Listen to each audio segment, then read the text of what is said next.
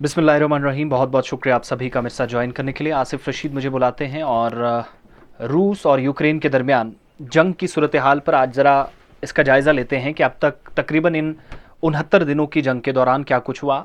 आज 69 दिन मुकम्मल हो चुके हैं। 70वें दिन में ये जंग जो है वो दाखिल हो चुकी है। शुरुआत हमने देखा था कि मगरबी हिस्से से हुई थी। शुमाल मशरक़ी इलाके के अंदर पहले कब्ज़ा हुआ, 2 इलाकों को मुकम्मल तौर पर रूस ने आज़ाद करार दिया, लेकिन उसके बाद होते होते 67, 68 और 69 दिनों में क्या हुआ, आज 70वें रोज़ में आपके सामने ज़रा कुछ चीज़ें रखूँगा। इस बीच हमने देखा कि बैनुल-अक़वामी सतह पर भी बड़ी कोशिशें हुई कि इस जंग को किसी तरीके से टाला जाए। दो नहीं तो कम से कम कोशिश ये हो कि किसी एक को रोका जाए, चाहे वो रशिया हो चाहे यूक्रेन हो। रूस ने पहले तकरीबन 26 से 27 रोज़ ऐसा महसूस हुआ कि बहुत हद तक हमले अब कम हो जाएंगे, लेकिन अचानक से क्या होता है कि दोबारा से वो आवाज़ें जो बार बार उठाई जा रही थी यूक्रेनियन सदर वोलोदिमीर ज़ेलेंस्की की तरफ से, जिनने बार बार इस चीज़ को दोहराया कि वो नेटो का रुकन बनना चाहते हैं, मेंबर बनना चाहते हैं। नेशनल जो अटलांटिक ट्रीटी ऑर्गेनाइजेशन है, north treaty Atlantic treaty organisation, इस ऑर्गेनाइजेशन का हिस्सा बनने का मतलब ये हुआ कि आप रूस के उन दुश्मनों में आकर खड़े हो गए जो उसकी सरहद पर आकर उसे धाड़ रहे हैं कि हम तुम्हारी सरजमीन में दाखिले की कोशिश कर रहे हैं। बड़ी बात क्या है, मैं आज ताज़ा बयान आपको बताऊंगा, जिससे ये लग रहा है कि दुनिया के अंदर जंग अजीम 3 यानी वर्ल्ड वॉर 3 की तरफ हम जा रहे हैं। 1914 के बाद 1939 से 45 तक दो, फिर जाकर जो नागासाकी के अंदर हुआ आखिरी बार अगस्त के महीने में 5 और 9 अगस्त 1945, 46, 48 तक वो तबाहकुन दिन देखे गए।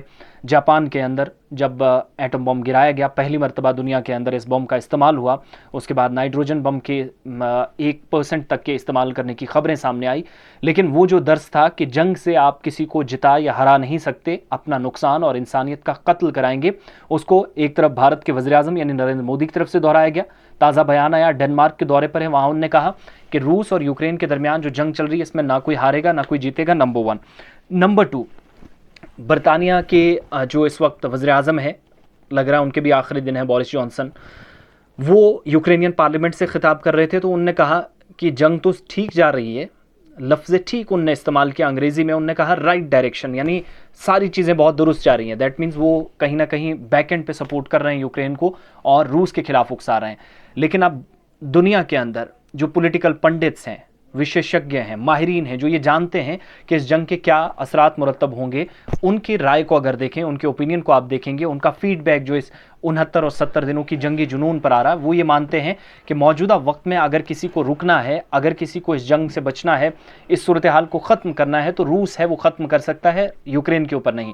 चूँकि 7 में से 6 शहर ऐसे हैं कीव को छोड़कर, जो कीव जो दारुल हुकूमत है, राजधानी है, नेशनल कैपिटल है यूक्रेन की, उसको छोड़कर चारों तरफ से इस वक्त रशियन आर्मी है।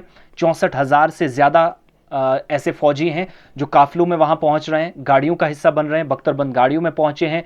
1 टन और 3 टन गाड़ियों का इस्तेमाल करके मिसाइल, रॉकेट सिस्टम, इसके अलावा S-400 मिसाइल सिस्टम, ज़मीन से आसमान तक मार करने वाले मिसाइल और जंगी जहाज़ों का इस्तेमाल करके यूक्रेन के 6 शहरों पर कब्जा मुकम्मल तौर पर रूस ने कर लिया है। कीव इसलिए बचा है चूंकि दारुल हुकूमत है। रूस भी ये चाहता है अगर ये एरिया बच जाए तो जब वो हुकूमत करेंगे, किसी पपेट गवर्नमेंट को, अपनी चहेती, अपनी कठपुतली सरकार को वहाँ बिठाएंगे, कोई प्राइम मिनिस्टर होगा, कोई सदर होगा, तो वो उनके कहने पर काम करेगा, उसका दफ्तर भी वहाँ रहना चाहिए। और दूसरे आसपास शहरी हैं, उनकी कोई परवाह नहीं है। फिर बूचा के अंदर जो कत्लेआम किया, उसने रूस के इरादों को जाहिर कर दिया कि वो इस जंग को ख़त्म करने वाला नहीं है। और ये तब चीज़ें हुई जब 50 दिन इस जंग को ख़त्म हुए थे, रूस के अंदर तबाही के दहाने पर चारों अतराफ रशियन फोर्सेस नज़र आए। सीसीटीवी कैमरे, ड्रोन कैमरों के जरिए पता चला, एक कब्रगाह मिली बूचा से, 411 लाशें एक जगह से मिली, 358 एक जगह से मिली। कुछ दिनों के बाद जब ये हुआ कि अक़वाम मुत्तहिदा की सलामती काउंसिल ने एक फ़ैसला लिया कि इंसानी हुकूक का कमीशन जो है सलामती काउंसिल के साथ मिलकर काम करता, उससे बाहर लात मारकर बाहर निकाल दिया गया रशिया को। बाद में रूस की तरफ से बयान आया कि सारी चीज़ें ठीक हैं, यहाँ तो कुछ फ़र्क ही नहीं पड़ रहा। लेकिन कुछ दिनों के बाद एक और कब्रगाह मिली जहाँ से 209 लाशें बरामद हुई, जिसका मतलब ये कि कब्रगाह पे कब्रगाह। और ये पता चला कि जो सीरिया के अंदर रूस की अफवाज का कमांडर एरोन सिक्लीट्स जो कि लीड कर रहा था, वहां पर ज़िबह कर रहा था लोगों को, वही शख्स यहां पर जिम्मेदारी लेकर आया था कि वो लोगों का कत्लेआम करेंगे। अब यहाँ पर कसूरवार 2-3 और ममालिक भी हैं, चेचेनिया है, अजरबैजान है और पोलैंड भी बहुत हद तक। पोलैंड ने अपनी सरहदों को रोक दिया, कहा मेरी तरफ शहरी नहीं आएंगे क्योंकि खतरा मुझे भी है, मेरी तरफ ये बॉम्ब मारेंगे। चेचेनिया और अजरबैजान के फौजी चले गए, अजरबैजान ने कहा हम पीछे पैरा देंगे, बैकअप पे रहेंगे। चेचेनिया के कमांडर्स गए, उन्होंने भी कत्लेआम में शिरकत की, हिस्सा लिया और अक़वाम मुत्तहिदा की सलामती काउंसिल की रिपोर्ट आई जिसमें तकरीबन 44 से 46 ऐसे लोग हैं जो चेचेनिया के कमांडर्स हैं, जो बाकायदा कत्लेआम करते हुए सीसीटीवी कैमरों में, ड्रोन कैमरों के जरिए और हवाई पट्टियों से देखे गए, जिन पर अब केस या मुकदमा भी लग चुका है कि उनको डिसमिस न सिर्फ किया जाए, इंटरनेशनल कोर्ट ऑफ जस्टिस में मामला पहुंचाया जाए जहां इन लोगों के खिलाफ कार्रवाई की बात हो रही है। इन सारी चीज़ों को एक तरफ रखिए, ये जंग फिलहाल खत्म होती नजर नहीं आ रही है। 6 शहरों पर मुकम्मल तौर कब्जा हो चुका है, पूरी तरीके से तबाही के मनाजिर चारों अतराफ हैं जो तस्वीरें सामने आई हैं।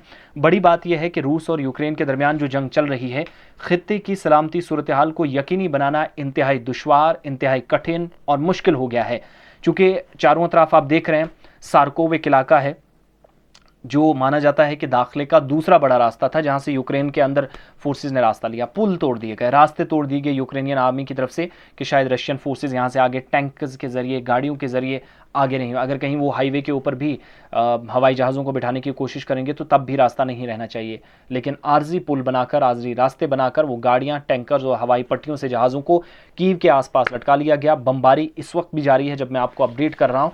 70 दिन इस लड़ाई को हो गए हैं, लेकिन फिलहाल लड़ाई इससे आगे कितनी जाएगी कोई पता नहीं। इसके बीच में क्या हुआ कि फ्रांस के सदर एमेनुअल मैक्रोन, जब वो दूसरी बार, पहली मरतबा ऐसा हुआ कि फ्रांस का कोई सदर दूसरी मरतबा चुनाव जीत कर आया, और जब दूसरी बार वो 58% वोटों के साथ कामयाब हुए, इंतखाबात से कुछ दिन पहले वो यूक्रेन चले गए। रशिया को धमकियां भी देते रहे लेकिन कोई फ़र्क नहीं पड़ा, क्योंकि सन की तानाशाह की हैसियत से इस वक्त पुतिन काम कर रहे हैं। उनके दौरे के ख़त्म होने के बाद व्लादिमीर ज़ेलेंस्की से मुलाकात करने बोरिस जॉनसन चले गए, बरतानिया के वज़ीर आज़म। गलियों में घूमे, हालात देखे, इंतहाई दुख और अफसोस का इजहार किया। वहाँ से भारत वो आए बाद में। फिर एंटोनियो गुतेरेस, जो कि अक़वाम मुत्तहिदा के सरबराह एक तरह से माने जाते हैं, सेक्रेटरी जनरल हैं यूनाइटेड नेशंस के, संयुक्त राष्ट्र जिसे आप कहते हैं, वो बतौर नुमाइंदा यूएन, अक़वाम मुत्तहिदा की नुमाइंदा बनकर आए कि हालात को देखेंगे, दोनों में से किसी एक को सुलझाने की कोशिश करेंगे कि राज़ी हो फायरिंग रोकने पर। लेकिन कीव जवाब दे रहा है, यूक्रेन जो एक तरफ रशिया रुकने का नाम नहीं ले रहा, यूक्रेन कह रहा मेरे पास हथियार कम है, नेटो अफवाज सामने आए। रूस का ये मुतालबा है बातचीत भी चलती रहे, सब कुछ, लेकिन एक ऐसी शर्त है जिस पर वो रोकेंगे, जंग रोकेंगे। लेकिन जब उन्होंने देखा कि ज़ेलेंस्की नहीं रुक रहे हैं, वो बार बार वही बात दोहरा रहे हैं, वो कह रहे हैं हम नेटो के साथ जाएंगे, नॉर्थ अटलांटिक ट्रीटी ऑर्गेनाइजेशन के उस संगठन के साथ जिसमें नॉर्थ अमेरिका की 2, इसके अलावा यूरोप की 27 और एक ऐसी कंट्री, यानी कुल मिलाकर 30 ये कंट्रियाँ बनती हैं, 30 मालिक के साथ उस ग्रुप में शामिल होगा और उसके खिलाफ खड़ा हो जाएगा। कोई भी एटमी हथियार बनेगा, बॉम्ब बनेगा, कोई मिसाइल बनेगा तो उसके खिलाफ जब भी आवाज़ उठेगी तो उसमें यूक्रेन का भी साइन होगा। यूक्रेन वो नहीं चाहता कि वो नेटो के साथ अलग नहीं हो सकता, जाना चाहता है, और रूस नहीं चाहता कि नेटो के साथ जाए, कहता है यहीं रहे सारी चीज़ें। अब अगर वो हटाना भी मुकम्मल तौर पर ज़ेलेंस्की को चाह रहे हैं, वो भाग नहीं रहे हैं, यूनिफॉर्म में आए, लड़ाकों की तरह आगे आए, लड़े अफवाज। लेकिन लास्ट पे क्या हुआ कि यूक्रेन ने अब जाकर कहा कि यूरोप आगे आए, दुनिया भर के ममालिक आगे आए, मुझे हथियार दें। बहुत सारे मुल्क हैं जिनने हथियार देने की कोशिशें की और बाकायदा तैयारियां भी कर ली हैं। रूस का इल्ज़ाम है कि अमेरिका अभी भी हथियार दे रहा है, लेकिन दूसरी तरफ यूक्रेन ये बात मानने के लिए तैयार नहीं है। वो कह रहा है हम सिर्फ अपील कर रहे हैं, हम तक कोई हथियार अभी तक पहुंचा नहीं। तो ये सारी वो चीज़ें हैं जो अभी तक इस जंग को ठंडा नहीं पड़ने दे रही हैं और थर्ड वर्ल्ड वॉर की तरफ, कहीं ऐसा ना हो कि नाइट्रोजन बम तो दूर, लेकिन उससे पहले जो है वो फ़िज़ाई आलूदगी पर एक नज़र भी अक़वाम मुत्तहिदा की है कि कोई ऐसा बम या ऐसा केमिकल जो केमिकल बॉम्ब्स होते हैं वो इस्तेमाल करके हालात को ज़्यादा ख़राब करने और यूक्रेनी शहरियों को मज़ीद मारने के लिए कोशिश ना हो, इसके लिए भी रूस पर नज़र रखी जा रही है। मगर रूस तमाम तैयारियां कर रहा है। आबदूज़ जो उनकी मिज़ाइलें हैं वो भी तैयार हैं। और दूसरी तरफ अभी तक कुल मिलाकर 22.4 लाख यानी 22,40,000 के आसपास लोग हैं जिनने यूक्रेन छोड़ दिया है, मुल्क को खैराबाद कह गए हैं। और भारतीय शहरी भी थे, 21,000 स्टूडेंट्स, उनको पहले महीने के दौरान निकाल लिया गया था। हलाकतें अब तक जो हुई हैं वो दोनों जो अनऑफिशियल फिगर्स हैं, लेकिन मानने के लिए दोनों की तरफ से तैयारी की गई है, बयानात आए हैं जिसमें रूस के तकरीबन 13,500 के आसपास कमांडोज भी हैं, और इसके अलावा जो यूक्रेनियन फोर्सेज हैं वो भी 16,000 के आसपास। ये कुल मिलाकर 30,000 के आसपास मिले जुले जो फ़ौजें मारी गई हैं। इसके अलावा सिविलियंस जो हैं उनकी भी तादाद 3 से 3,500 के बीच में बताई जाती है।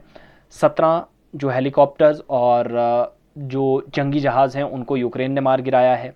इसके अलावा टैंकर्स तकरीबन 170 के आसपास रूस के जिनको मार गिराया है, जबकि जवाबी कार्रवाई में तमाम फौजी तनसीबात, पूरे हथियार, पूरी बिल्डिंग्स, इमारतें और मसरूफ़ तरीन शहरों को रूस ने तबाह कर दिया। और ये सिलसिला फ़िलहाल थम नहीं रहा है। जंग के 70 दिन लगभग जो हैं वो मुकम्मल हो ही गए हैं। इन 70 दिनों के दौरान अब जाकर व्लादिमीर ज़ेलेंस्की का एक और बयान आया है जो इस बात की अक्कासी करता है कि सूरत हाल और भी बिगड़ने वाली है, और उन्होंने कहा कि दुनिया को तीसरी जंग अजीम के इम्कानात से ख़बरदार रहना चाहिए, क्योंकि रूस पीछे हट नहीं रहा है। उनके मुताबिक फ़िलहाल यूक्रेन तक ये जंग महदूद है, लेकिन रूस में जैसे ही मुंतकिल होगी यानी जवाबी कार्रवाइयाँ होंगी, उसका मतलब उनने इशारा दे दिया है कि नेटो अब कार्रवाई कर सकता है। और फ़ौज ने अब तक रूस के खिलाफ फ़ौजी कार्रवाइयों का आगाज़ नहीं किया, और यूक्रेनी फ़ौज रूस पर कब्ज़ा करने की ख्वाहिश भी नहीं रखती। हमारी अफ़वाज अपनी सरजमीन का दिफा कर रही हैं। ये ज़ेलेंस्की का बयान। लेकिन हौसले और हिम्मत को सलाम, मगर तीसरी जंग अजीम की तरफ शायद दुनिया के बहुत सारे ममालिक इस वक्त जा रहे हैं, जहाँ पर तबाही ख़ास तौर से इस खित्ते में शुमाली इलाका जात में 6 शहरों में तो मच चुकी है। बाकी शहर भी सफ़ाए हस्ती से मिटते बहुत जल्द नज़र आ सकते हैं।